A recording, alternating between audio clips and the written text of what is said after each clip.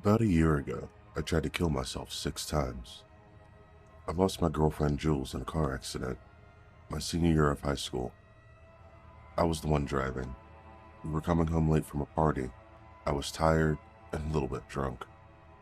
I didn't even realize I'd fallen asleep until we hit the broadside of a brick building. I woke up with an airbag in my face. It hurt. My legs felt like they were twisted in 15 different directions. The steering wheel was embedded in my chest and I knew I had shattered my ribs. I could feel them poking through my skin like sharp sticks. I felt the glass from the window hanging from my cheeks by flaps of skin, blood leaking everywhere with each heartbeat. But I didn't know true pain until I saw my girlfriend's head bashed in against the dashboard. The paramedics said the first thing they heard when they arrived was someone yelling. They found me staring at her body, screaming so hard that I had bursted blood vessels in my lungs. I don't remember that part. After seeing what had happened, the next thing I remember was waking up in the hospital 3 days later. They told me that I survived 15 different surgeries to reconstruct my body and that I was going to be okay. In return, I asked where Jules was. A week later, I tried to kill myself for the first time. My life was in shambles. I stopped going to high school. I didn't want to face my friends. I didn't want to face Jules' friends. I knew they would hate me. I hated myself. In the end, it was way easier than I thought to swallow down that bottle of Tylenol. Luckily, my mom found me on the bathroom floor after coming home from work early. It wasn't a premonition or anything. She just wanted to get to the gym early that day. Lucky me. After my third attempt, my parents checked me into a mental hospital. Being in the hospital was okay. I had a therapist, Dr. Gardelli, who, to be fair, was nice. He kept telling me that my life was worth living, that Jules wouldn't want me to throw my life away, that kind of stuff. I knew the truth. I was a piece of shit. Attempts 4 and 5 happened in the hospital, but each time they were barely able to resuscitate me. Lucky them. I figured that, with 2 failed suicide attempts under my belt, they weren't going to let me have a moment's peace until I actually pretended to get better. So I started to get to know the people around me. There was Pete, who believed in the reincarnation of Jesus. Honestly, not a bad dude. They let him speak sometimes on Sunday. His sermons were always interesting to listen to, even if he would go on crazy tangents that no one but him would understand. There was Silent Dale. He didn't speak, but he'd smile if you slipped him an extra pudding at mealtimes. I never learned what he was in for, but they let him go only a month into my stay. Then there was Stephen. Stephen was odd. More correctly, Stephen was odd because he didn't seem odd. With characters like Pete and Dale, Stephen stuck out like a sore thumb. He was charismatic, always chatting with someone. He was also coherent. He didn't really seem to be taking any meds. And he was kind. He always made a point to sit with me at mealtimes, and we'd talk about everything and anything. Well, everything except why I was trying to kill myself. But that was a given. No one talked about that kind of stuff with other inpatients. Stephen was the one normal guy there.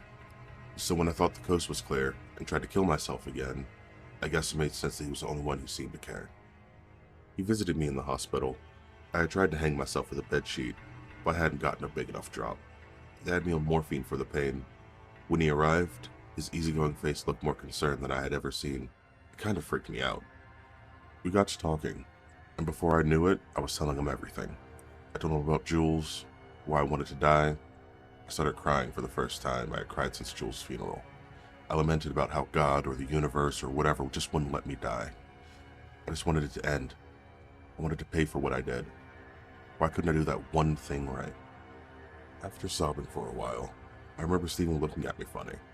It wasn't like a look of pity that I'm used to from Gardelli. It was something deeper, like he was making up his mind about something. I got out of the medical ward 2 days later. That night, Stephen came to my room. He asked me a simple question. Do you want to talk to God? I had figured it was only a matter of time before Stephen exhibited as crazy. I considered calling a nurse. Stephen was so calm. He didn't seem like he was going to flip out or declare that he was God. It seemed like an earnest question, the kind you would hear from a close family member if they wanted to help you. I asked what he meant. Stephen explained that in ancient days, before Moses led his people out of Egypt, before Abraham raised his knife over Isaac, the heavens and the earth were so close that they almost overlapped. Men wrestled with angels, and God spoke to man to declare his will. There are rituals from that time that could be performed. Rituals that closed the gap between heaven and earth and brought one into the presence of God. It sounds weird, even to me, as I write this, but hearing Stephen say those things in that moment, it felt right. It felt true. For the first time since Jules died, something was distracting me from the constant thought of ending my existence. I asked Stephen how he knew about all this. He told me he knew a priest from his younger days who shared the ritual with him. Stephen understood a bit of what I was going through. He struggled in a similar way when he was a teenager. He had been so desperate, he tried the ritual himself. Did it work? I asked. Stephen didn't answer. He just looked out the window through the bars into the black winter sky. He asked me again if I wanted to talk to God. I said yes. He gave me a small folded piece of paper. It was old paper, thick and yellow, covered in grease and fingerprints. Handwritten on it were instructions. I could barely understand them. The print was so shaky, everything about it felt older than it should. Stephen stood up. He turned to the door, then stopped like he was going to say something. But instead, he closed his mouth, shook his head, and went out. It took another week before I began making plans to follow the instructions Stephen had given me. Something about that paper, and what was written on it, unnerved me. I hid away the thing, telling myself that I was crazy, but I wasn't that crazy. But the feeling had faded after a day or two, and curiosity got the better of me. I read the instructions from top to bottom. It was like something out of the Old Testament. Strange phrases, strange ingredients. This called for a sacrifice, an animal, an infant without blemish. The entrails were to be prepared in a specific manner, and parts of the creature were to be burned with certain words said and other parts eaten. To be honest, reading it gave me a weird, burning, sunken feeling in my stomach. It freaked me out, but it was all I had to hold on to. It was the one thing that stood between me and the nothingness I thought death was, so I gathered what I needed. Most of the supplies were easy. I got most of what I needed from the kitchen, hiding the materials under my bed. The hospital had a chicken coop set up that the patients tended to as a form of therapy. I snuck in some fertilized eggs and hatched them in my room. I had to do it 3 times until I hatched a chick that was near perfect as I could tell. I tried not to get attached, as I knew the relationship would only end badly for the chicken. I needed fire and a knife. I managed to get some contraband matches smuggled in by my brother, and I snagged a plastic knife from one of the guards' lunches. I sharpened it until I was certain that it could cut flesh. I reasoned that if this ritual thing didn't end up panning out, I could always slit my wrists. Little glimmers of hope. I waited until the moon was in the proper phase, then knelt at the side of my bed in front of my do-it-yourself ritual. I got to work. It was hard to kill the chick. It took a few tries, but eventually it lay still bleeding on my bedspread. I butchered it in the way the paper told me. I double-checked every step. Burned what needed to be burned, make sure the fumes went out the window. I couldn't get the batteries out of the smoke detector, and I didn't want anyone barging in on my little sacrifice. I took the parts it said to eat, swallowed them down raw. I almost threw up, but thinking about Jules, I stomached them. I said the words, my tongue felt strange as I spoke them. Weird, thick, and twisted. After completing the last phrase, I waited. Minutes passed. My heart raced, my knees grew sore. I could smell the smoke and briefly hoped the smoke alarm wouldn't pick it up. Then God entered my room. I'm not a very religious person. I was raised to go to church, but I wasn't the praying type. Still not, in fact. But I had the expectation of what being near God would feel like. People at church used to say they would feel warm and fuzzy feeling when they were close to God, during prayer, like a hug or something. A feeling of kindness, comfort, or peace. God did not feel like that. It was a presence that filled the entire space and struck its way through me like a wall of dark frigid water. It was heavy and powerful. It felt like it was all around me, full of fire and yet also full of dark. It was everything and nothing at the same time. It was overpowering. I could barely sit up straight. Felt compelled to lay on the floor and prostrate before it. Unsure if it was because of how much the feelings overcame me, or if it was in recognition of the power that deigned to recognize my pitiful existence. My whole body shook like it was having an epileptic fit. My vision flickered with strange shapes that felt familiar, yet foreign. Everything hurt, The strange panic, like my body was being torn apart at the cellular level. I wondered if I was about to die. It was quiet for a moment. Then God asked me a question. It was not with words, but a sense of curiosity that came into me and made my teeth chatter. I couldn't even say now what the question was, but I understood it. My thoughts turned to Jules, how she looked when she died, her head smashed beyond all recognition. I thought about my stay here at the hospital. I thought about my suicide attempts. I thought about how worthless and painful my life was. The presence took it all in, every last drop of feeling. I blinked, and I was somewhere else. The presence was gone. God was gone. There was no light. All that remained was black expanse before me. I thought I'd gone blind. I reached out with my hands and felt a smooth, cold floor like concrete. I began to panic, and my breathing echoed all around me, so loudly that I put my hand over my mouth. The quiet felt like a dangerous thing to disrupt. I tried to control my breathing. It took a better part of an hour. Right when I would start to calm down, I would remember where I was. My heart would beat so hard I thought it would come out of my chest. Once I calmed down completely, I took stock of my surroundings. I was alone in the dark. I thought my eyes would adjust, but they didn't. The world stayed black and impenetrable. But in my new calm state, my brain started to go off in strange directions. I thought I heard running footsteps. On further examination, it was just the beating of my heart. The dark itself felt heavy, like it wasn't just the space around me.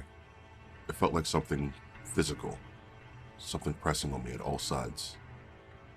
I didn't know if this was a vision or if I had been physically transported somewhere else. I touched the floor again. For a vision, it felt exquisitely real. I began to feel around with my hands outstretched before me. All I felt was open air. I put them back on the ground and needed to remind myself that there was something solid beneath me, that I wasn't falling down through the air. There was something other than myself that was real. An hour passed, then another, then another, then a day, then a week. My sense of time was more of an estimation. I had no way of knowing how long I'd actually been there, but no matter how long I waited, the blackness continued. I began to hope that I would starve to death, then it might be over.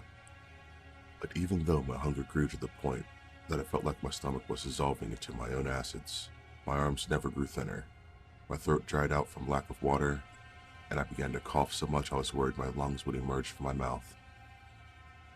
I felt the skin crack at the back of my throat, and I tasted blood on my tongue. I thought hopefully that I would bleed to death. Maybe be a way out. But even though I felt pain at my injury, I never grew woozy or faint. I stayed painfully aware of every second, of every minute, and of how alone I was. Another month passed. I couldn't sleep in the dark. I felt tired, but every time I closed my eyes, sleep would never come. Another month. I wish it would end. I tried to choke myself with my own hands, but it wouldn't work. I tried to break my neck, but my consciousness remained. I bit off my fingers, hoping to bleed to death, but I always found the digits reattached in a few hours, as if they'd never been separated. Fear subsided into boredom, and then into fear again. I stopped trying to struggle. But then one day, I heard a noise.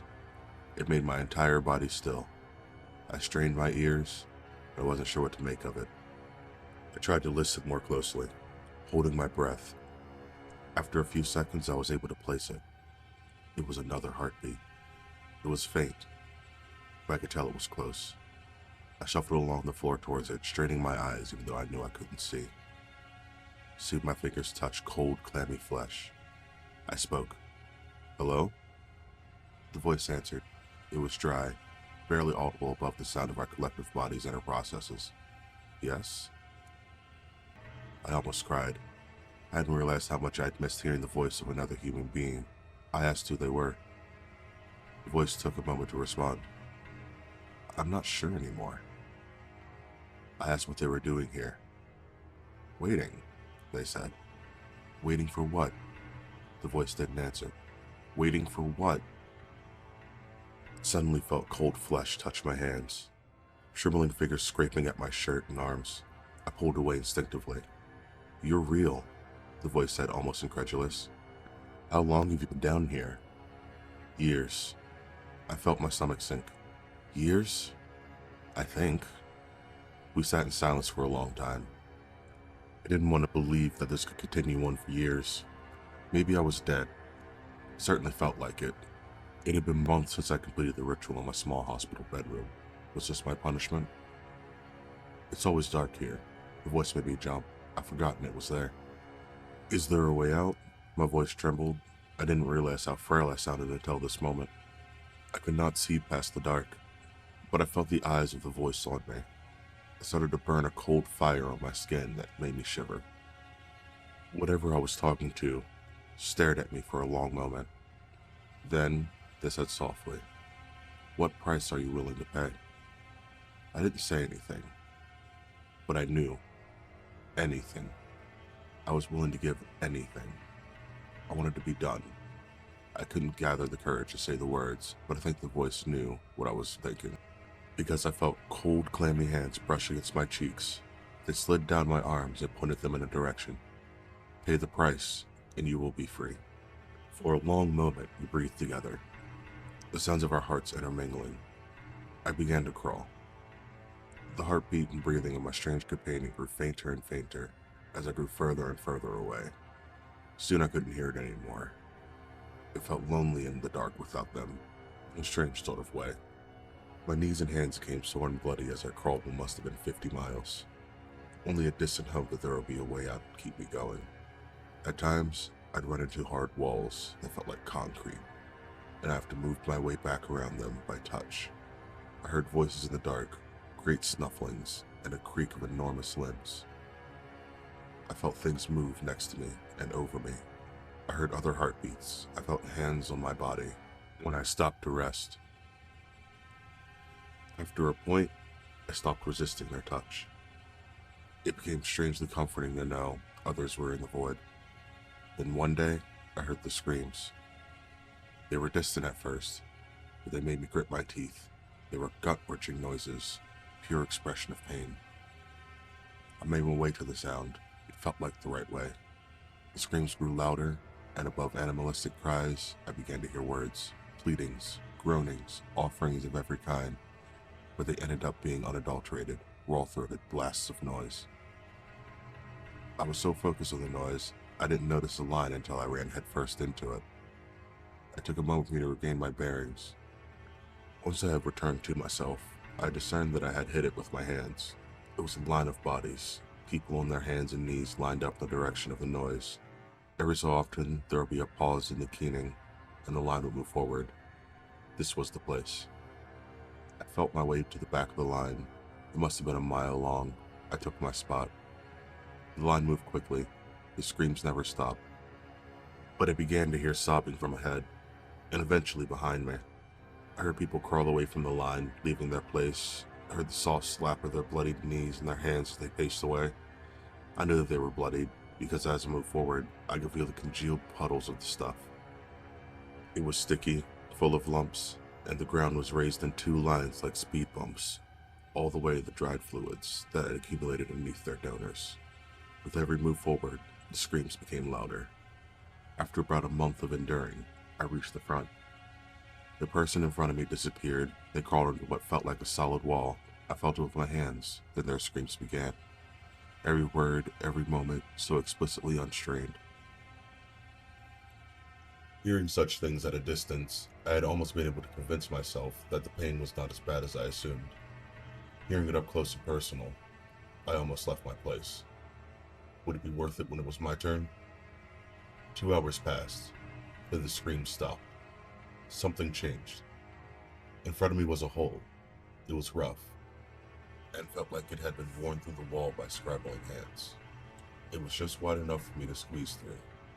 I swallowed, feeling the dry burn of spittle in my throat as it traced along with the broken skin. I pressed through, dropping to my belly and wriggling. Inch by inch, I made my way through the hole. As my feet passed the entrance, there was a moment of silence. I couldn't hear the noise of those who waited in line behind me. breathing ragged gasps and occasionally sobbing. Then I felt the hands. They grabbed my wrists, my ankles. They were rough, as if they were covered in calluses and bony protrusions. Their nails were long and sharp. They turned me on my back and held me down. Their skin burned my own as if it were white hot, and I cried out in pain. Will you pay the price? The voice startled me. It was not the voice of a human. It felt faster, like a presence I had felt years ago kneeling in my hospital ward. The hands continued to burn, and I cried out again. Will you pay? The voice asked more insistently. I screamed yes. The hands did not release me. Instead, I felt new ones upon my skin. They touched me tenderly at first, tracing over my body, feeling the joints and sensitive parts. All over my body until it seemed they had a proper picture. Then they began to tear at me. It started with my clothes. They roughly tore off any semblance of clothing until I was naked. I shivered in the dark and cold, and I couldn't stop the whimpers that escaped at my vulnerability. Then their nails found my skin, and they began to rip. I felt great stinging sheets being pulled away from my arms and legs like cloth, blood dripping as they held them over me, and me screaming as I had never screamed before. Once my skin was gone, they started on my muscles, each individual fiber, pulled with expert precision. My organs, extracted throbbing from my torso, then bursting like small explosions. My penis erected, then broken off like a carrot. Fingers plunged into my skull to remove my eyes like grapes from a bowl. My tongue was grasped like a handle and torn, still wriggling from my throat. My cries were cut off when my lungs were pulled out of my chest. Still, I felt it all, every last moment, right until my very bones were removed from where I lay, then shattered into dust. And for a moment, I was nothing. And in that nothingness, I remained awake. I blinked. I was back in my hospital room. I took in great breaths of air. I had forgotten what my room looked like. I had to squint. Light was so blinding after the dark. I felt the presence. It lingered for a moment. I was so weak, I felt like I was dissolved into the very air. From the presence, I felt finality. Then it left. The room was empty again. I took in a great breath, like I was coming off the bottom of the ocean. I wept uncontrollably. It took hours until I could open my eyes fully. I was no longer in pain, but I could remember all of it, all the exquisite nature of it. I rejoiced again in the wholeness of my body, and with my pillow wet with my tears, I slept for the first time what felt like years. I checked out of the hospital later that month, given the all-clear bill of health. I never talked with Stephen about what I experienced. He never asked about it. We pretended that the late-night conversation we had shared never occurred. Occasionally, we would share a look across a crowded room, and I knew he understood at least part of what I experienced, but maybe it's just wishful thinking. As far as I know, he's still in the hospital. I no longer had the desire to kill myself. I had a lot of time to think about what I experienced in that dark place. One conclusion keeps coming to the surface. Death is no escape. If I wanted to make up for my mistakes, there were other ways. I would need to keep living, face up to my actions, face up to my memory of Jules. And I've tried. Truly I have. But it never seems like enough. I still dream of that dark place. The noises, the hands, the vast unending nature of it. It always ends with me waking up in a cold sweat, feeling the fingernails still on my skin. I worry it's waiting for me, and that in the end, I'll give my final breath, close my eyes, and I'll return to that wakeful nothingness. I kept the paper Stephen gave me. He never asked for it back. Currently it sits at the bottom of my drawer. I've wanted to burn it on more than one occasion, but I've always stopped myself. It feels wrong to destroy it. After all, someone might need it, but not me. One conversation was enough for a lifetime.